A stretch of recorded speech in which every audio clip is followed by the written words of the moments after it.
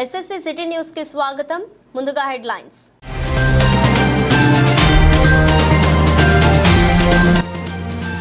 వరుణదేవుని కృపా కటాక్షం కోసం ఎదురు చూస్తున్న రైతన్నలు. విత్తనాలు ఎండిపోవడంతో వాటర్ క్యాన్లతో తడుపుతున్న రైతన్నలు.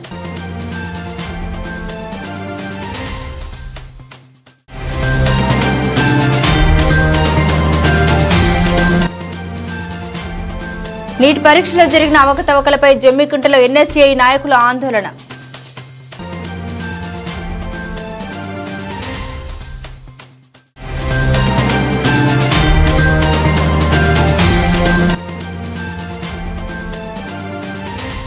వీణవంక మండల కేంద్రంలో పాఠ్య పుస్తకాల పంపిణీ.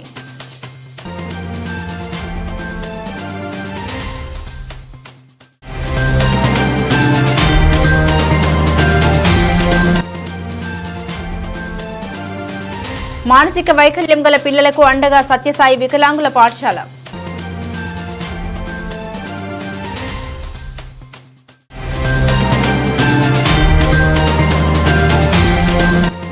నాగంపేట రాచపల్లి గ్రామాల మధ్య శిథిలావస్థకు చేరుకున్న వంతెన.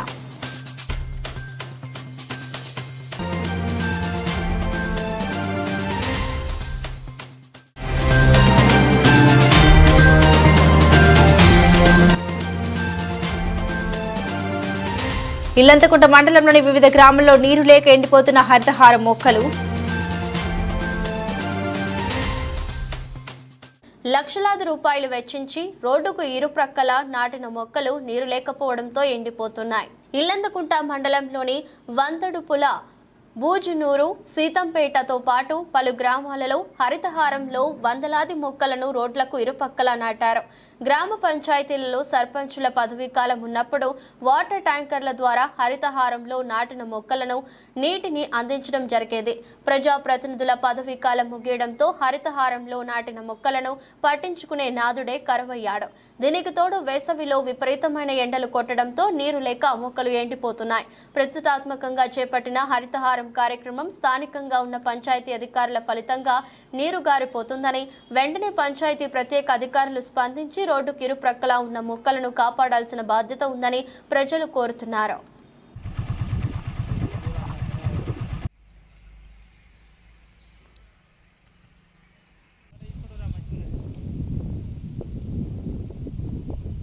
నాగంపేట రాచపల్లి గ్రామాల మధ్య నిర్మించిన బ్రిడ్జి శిథిలావస్థకు చేరడంతో ప్రమాదం ఎప్పుడు జరుగుతుందో అని ప్రజలు ఆందోళన చెందుతున్నారు. నాగంపేట రాచపల్లి గ్రామాల మధ్య నిర్మించిన బ్రిడ్జి దాదాపు 35 సంవత్సరాలుగా శిథిలావస్థలో ఉన్న అధికారులు కానీ ప్రజాప్రతినిధులు కానీ పట్టించుకోవడం లేదని వాహనదారులు, ప్రయాణికులు తీవ్ర ఇబ్బందులు ఎదుర్కొంటూ ఆవేదనను వ్యక్తం చేస్తున్నారు. ప్రతినిత్యం వందలాది వాహనాలు, ట్రాక్టర్లు, స్కూల్ బస్సులు ఈ బ్రిడ్జిపై నుండి వెళుతూ ఉంటాయి. దీనికి తోడు రాత్రికి రాత్రే బ్రిడ్జి పక్కన ఉన్న ప్రాంతం నుండి మొరం తీయడంతో పెద్ద గోతి ఏర్పడింది. అధికారులు చూసి చూడనట్టు వ్యవహరించడం వల్ల ఇలాంటి పరిస్థితులు ఎదురవుతున్నాయని స్థానికులు అంటున్నారు. వెంటనే ప్రజాప్రతినిధులు స్పందించి నాగంపేట రాచపల్లి గ్రామాల మధ్య నూతన బ్రిడ్జి నిర్మించాలని ప్రజలు కోరుతున్నారు.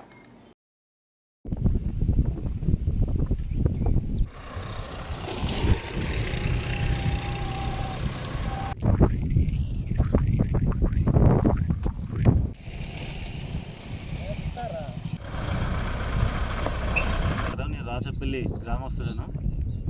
ఈ బ్రిడ్జు దాదాపుగా ఒక 30-40 సంవత్సరాల నుండి ఇలా కుంగిపోయి బ్రిడ్జి అస్వస్థగా ఉన్న పరిస్థితులు ఉన్నాయి. ఏ అధికారులు కానీ, ఏ ప్రజాప్రతినిధులు కానీ ఎన్నిసార్లు మొరపెట్టుకున్నా నిమ్మకు నీరెత్తినట్టే ఉంటున్నారు. మరి ఒక రాచపల్లి గ్రామమే కాదు, అటు నుండి సుదూర ప్రాంతాల నుండి కూడా రవాణా వస్తూ ఉంటుంది, పోతూ ఉంటుంది. ఇక వర్షాకాలం వస్తానైతే చాలా విపరీతమైన వరద బ్రిడ్జి మీకెళ్ళే పోతూ ఉంటుంది. చాలా సందర్భాల్లో ప్రమాదాలు జరిగిన సందర్భాలు ఉన్నాయి. కొంతమంది ప్రజలు కూడా ఇందులో కొట్టుకుపోయే ప్రమాదం జరిగింది, వెహికల్స్ కూడా కొట్టుకుపోయినాయి. అదేవిధంగా ఎన్నిసార్లు చెప్పినా కూడా ఈ అధికారులు ఏదైనా ప్రాణ నష్టం జరిగితేనే స్పందిస్తారా, లేకపోతే స్పందించరా? మీకు ఎన్నిసార్లు చెప్పినా కూడా ఈ ప్రజల ప్రాణాలు మీకు పట్టింపు లేదా? అధికారులు కానీ ప్రజాప్రతినిధులు కానీ అవుతుంది. దీన్ని చేయాలంటే ఎవరు పట్టించుకుంటలేరు. తెలంగాణ వచ్చింది, తెలంగాణ పట్టించుకోలేదు. కాంగ్రెస్ వచ్చింది, ఇప్పుడు 5-6 నెలలు అవుతుంది, దాదాపు 10 నెలలు అవుతుంది. దీన్ని కూడా కాంగ్రెస్ ప్రభుత్వం పట్టించుకోలే, మా నాగంపేట సర్పంచ్ పట్టించుకోలే, రాచపల్లి సర్పంచ్ పట్టించుకోలే, ఎవరు పట్టించుకుంటలేరు. ఈ దారి ఇట్లనే వర్షం కొట్టినప్పుడైతే ఒక 10 రోజులు రాక ఈ నీరు పోనీయది, ఈ దారిని బయటకు అటు పోనీయది ఇటు రానియది. దాదాపు ఓ 4-5 మీటర్ల ఎత్తుతోటి నీళ్ళు వెళ్ళిపోతాయి ఇది తనుగుసెర్లకు. బ్రిడ్జిని కొత్త ప్రభుత్వం వచ్చింది కాబట్టి, కాంగ్రెస్ ప్రభుత్వం వచ్చింది కాబట్టి ఈ బ్రిడ్జిని ఓపెన్ చేసి కొంచెం తొందరగా పని పూర్తి చేయాలని కోరుతున్నాం. మధ్యలో ఉన్న బ్రిడ్జి గత 20 సంవత్సరాల నుంచి శిథిలావస్థలో చేరుకున్నది. ఈ నిర్మాణం చేయడం వల్ల చాలా మందికి న్యాయం జరుగుతుంది, మంచి జర్నీ చేయవచ్చు. ప్లస్ ఒక 100 గ్రామాలు ఉన్నాయి. ఇటు ప్రభుత్వం కానీ అధికారులు కానీ ఈ బ్రిడ్జి మీద దృష్టి సారించి ఇల్లందుకుంట మండల కేంద్రంలో బీసీ సంక్షేమ సంఘం కరీంనగర్ జిల్లా ఉపాధ్యక్షులు బండి రామనాథం ఆధ్వర్యంలో నూతనంగా ఎన్నిక కాబడ్డ హుజరాబాద్ నియోజకవర్గ యూత్ కాంగ్రెస్ కార్యనిర్వాహక అధ్యక్షులు సజ్జద్ మహమ్మద్ షాల్వాతో సత్కరించి స్వీట్లు తినిపించడం జరిగింది. ఈ సందర్భంగా నాయకులు మాట్లాడుతూ సజ్జా ఇలాంటి అత్యున్నత పదవులు మరెన్నో కాంగ్రెస్ పార్టీలో అధిరోహించి బీసీ మరియు బడుగు బలహీన వర్గాల అందరికీ వారి సేవలను అందించాలని కోరుకుంటూ వారికి హార్దిక శుభాకాంక్షలు తెలిపారు. ఈ కార్యక్రమంలో తాడం దిలీప్, అనిల్, వేముల రాజమౌళి, సుధీర్, వేణు, రాజు, రమేష్ తదితరులు ఘనంగా సన్మానించడం జరిగింది.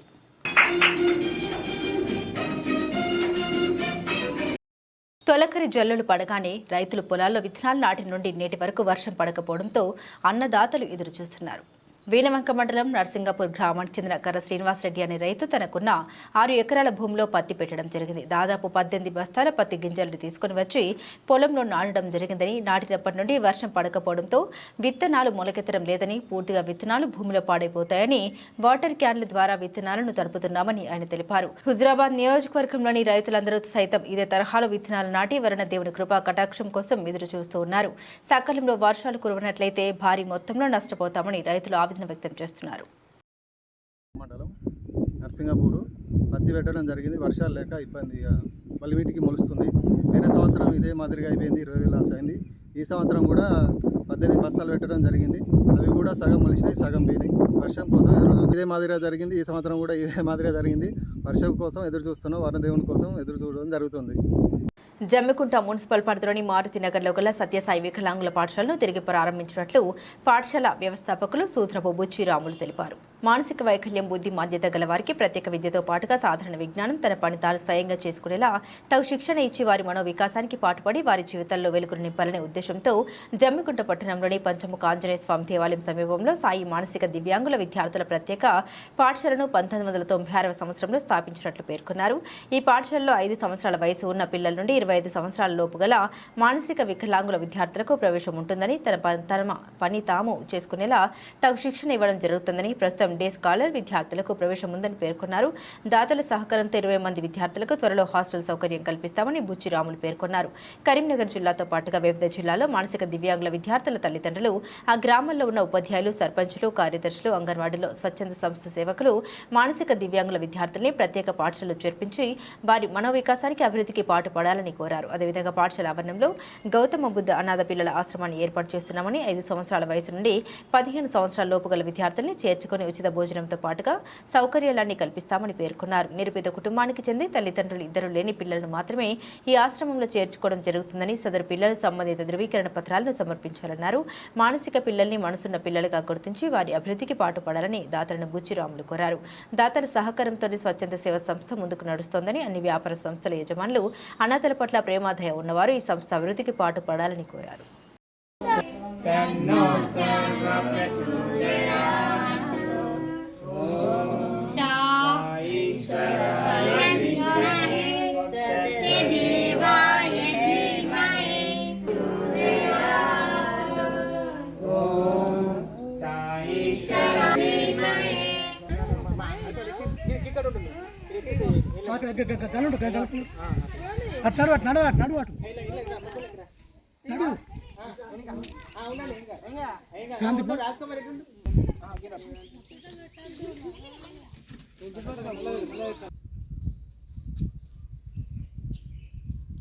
ఫిబ్రవరిలో ఈ పాఠశాల దీనివల్ల మూతపడదని చెప్పి అన్ని రకాలుగా ఎంక్వైరీ నిర్వహించేసి మాకు ఫిబ్రవరి మంత్ 23వ తారీఖు నాడు ఆర్డర్ కాపీ ఇవ్వడం జరిగింది.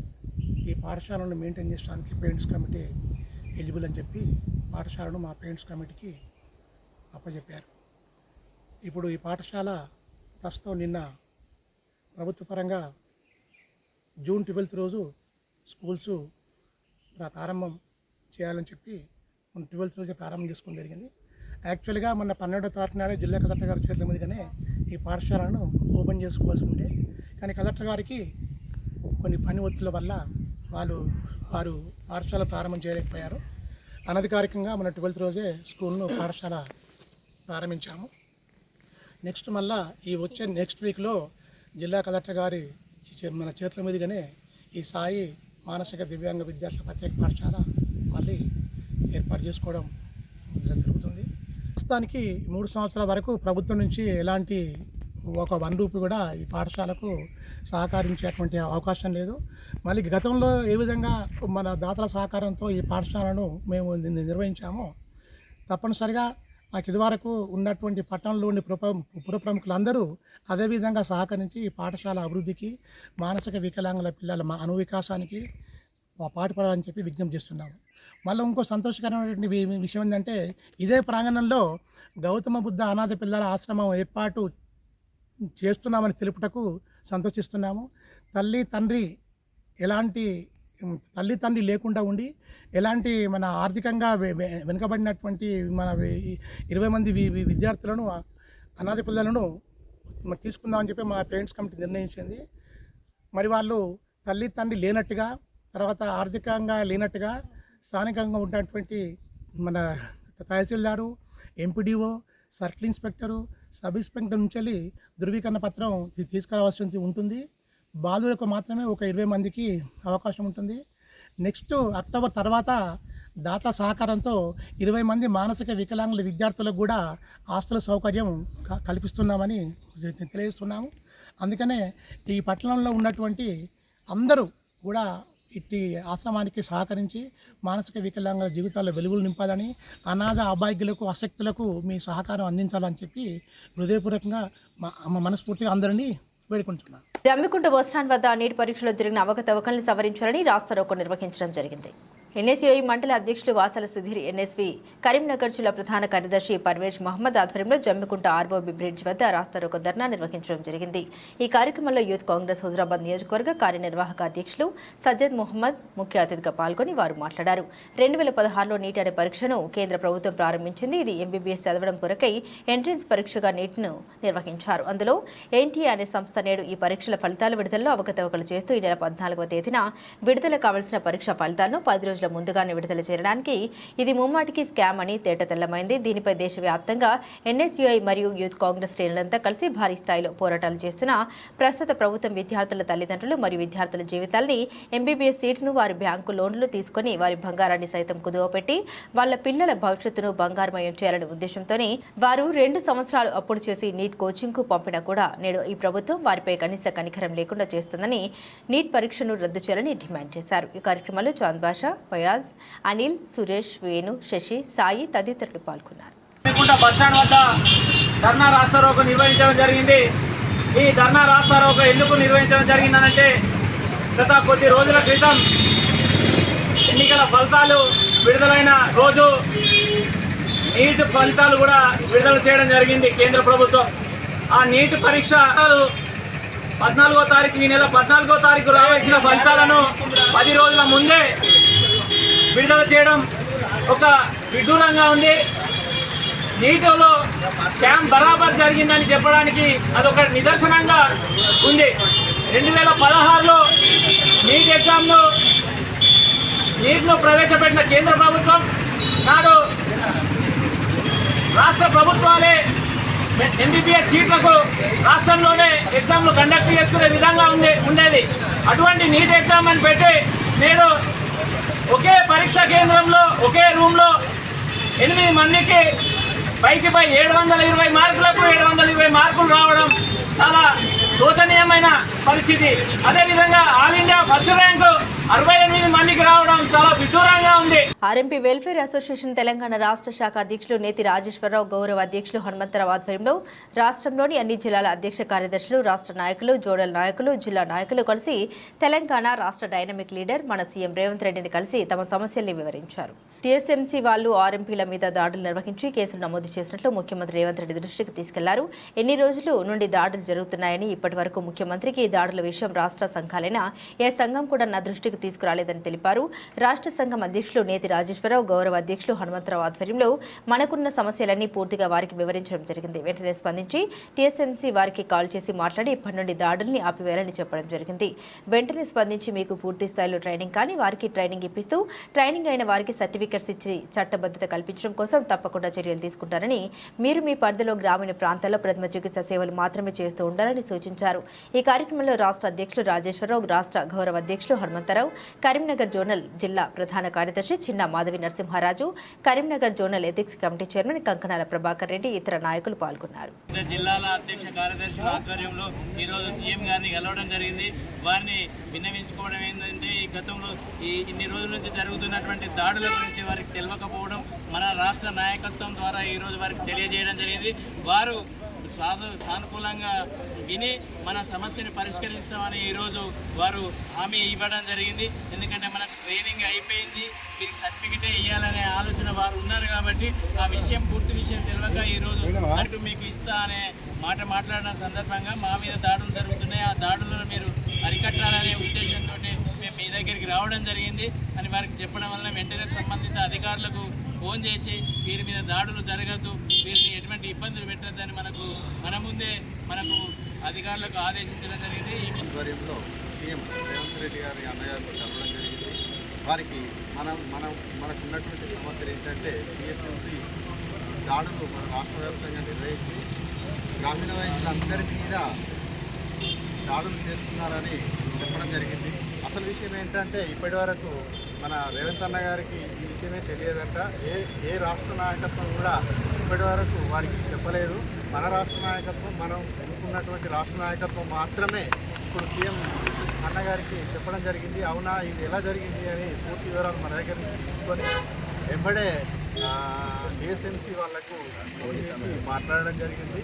ఈ రోజుతో నుండి మీ బాధలు అన్నీ విముక్తి అవుతాయి. మీరు వీణవంక మండలంలోని అన్ని గ్రామాల్లో ఉన్న ప్రభుత్వ పాఠశాలకు బుక్కులు, దుస్తులు పంపిణీ చేసినట్లు ఎంఈఓ శ్రీనివాస్ తెలియజేశారు. వీణవంక మండలంలోని గ్రామాల్లో ఉన్న ప్రభుత్వ పాఠశాలకు దుస్తులు, పుస్తకాలు మండల విద్యాధికారి కార్యాలయం నుండి అన్ని పాఠశాలకు పంపించినట్టు పేర్కొన్నారు. విద్యార్థులు పాఠశాలకు రాగానే వారికి ఉచిత పాఠ్య పుస్తకాలతో పాటుగా దుస్తులను అందజేయాలని ఉపాధ్యాయులకు సూచించారు.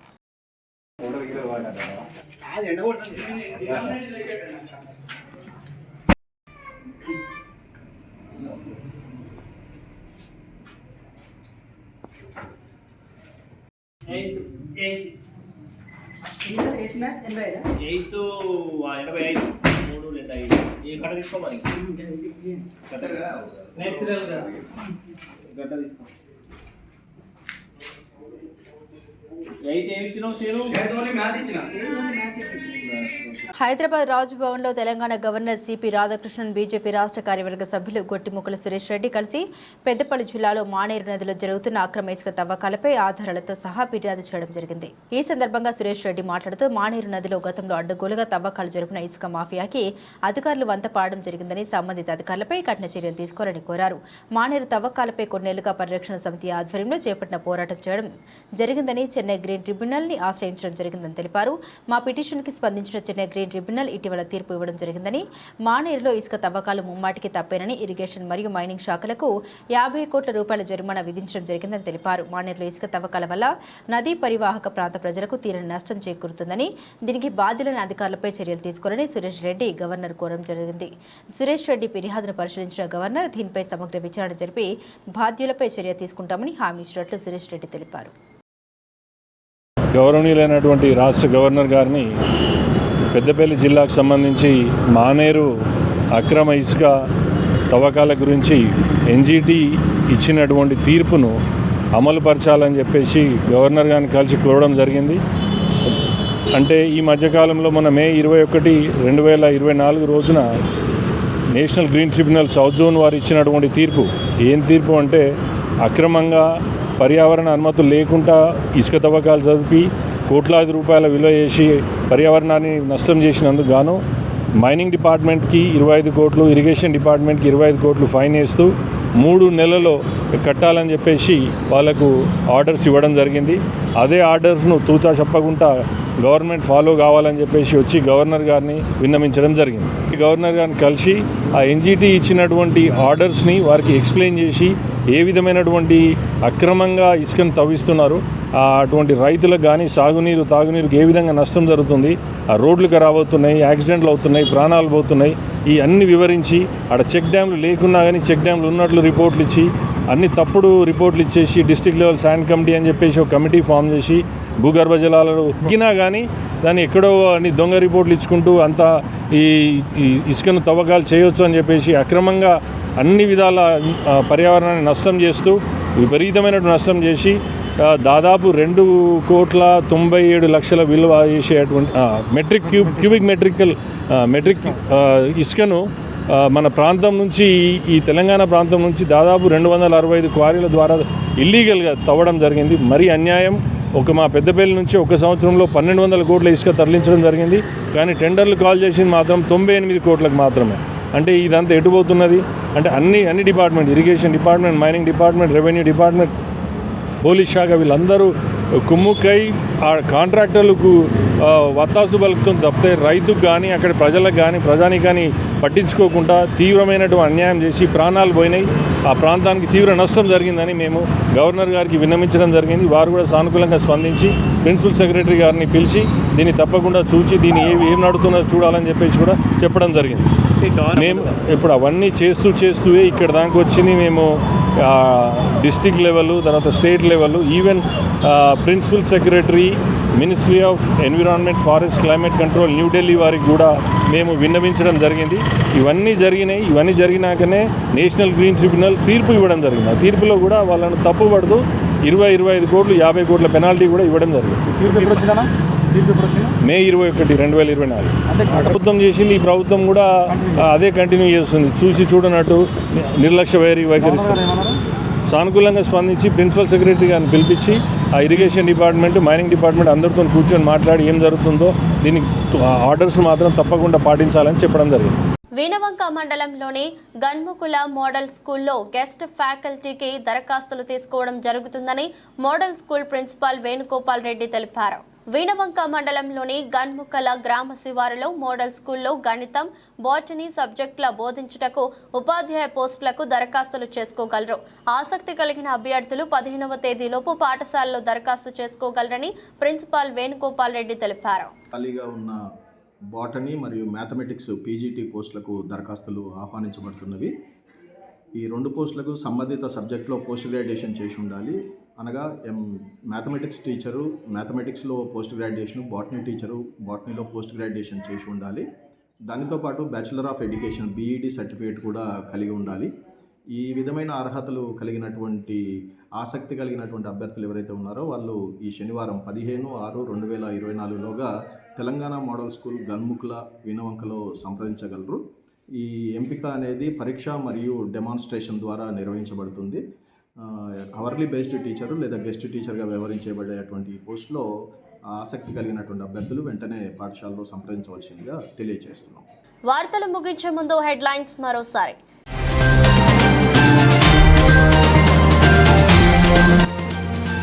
వరుణదేవుని కృపా కటాక్షం కోసం ఎదురు చూస్తున్న రైతన్నలు. విత్తనాలు ఎండిపోవడంతో వాటర్ క్యాన్లతో తడుపుతున్న రైతన్నలు.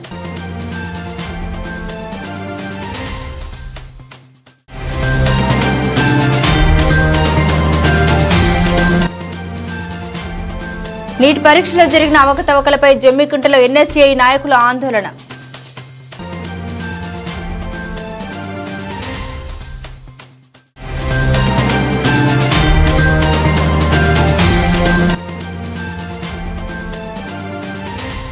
వీణవంక మండల కేంద్రంలో పాఠ్య పుస్తకాల పంపిణీ.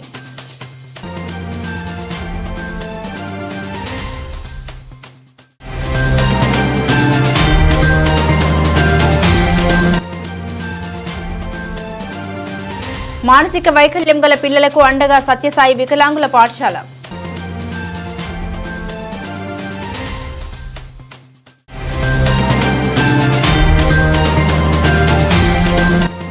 నాగంపేట రాచపల్లి గ్రామాల మధ్య శిథిలావస్థకు చేరుకున్న వంతెన.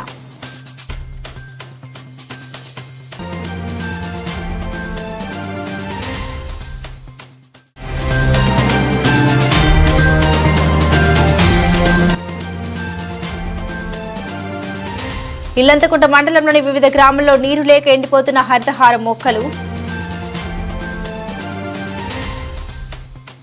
ఈ వార్తలు ఇంతటితో సమాప్తం. తిరిగి వార్తల్లో మళ్ళీ కలుద్దాం. అంతవరకు సెలవు.